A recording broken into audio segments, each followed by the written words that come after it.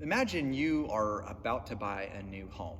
The only problem is there is nothing inside this home, right? So one of your first orders of business is to find furniture. And let's imagine you've found just what you're looking for, and so you buy the furniture. And to top it off, the people that you have bought it from, they even offer to drive it over and help move it in. And so as they deliver it to your home, they're unloading, they're helping you unload it. But a strange thing happens. They are insisting that they have the final say of where every piece of furniture goes.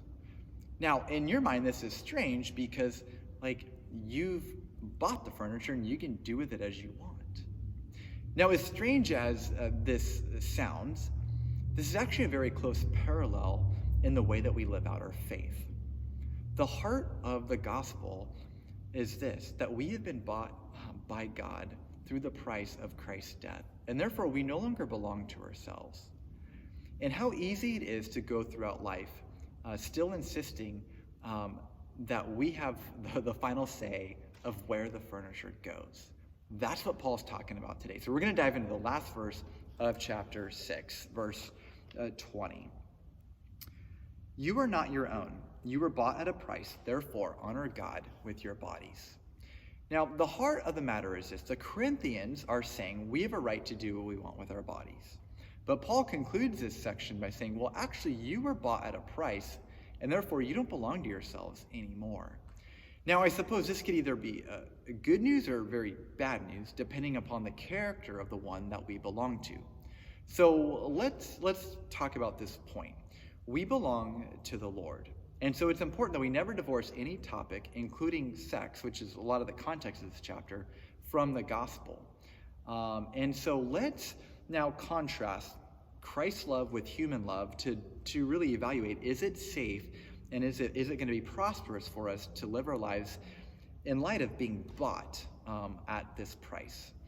Now, what kind of human love has ever loved you to such a degree that in your most unlovely state came near you even when you had nothing to offer?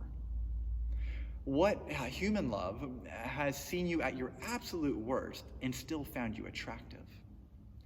What human love has continuously pursued you even when you never made the first move? Is it possible that we've been setting the bar far too low? Is it possible we've been mistaking lust for love? Right? I've never known lust to act in a way that I just described God's love.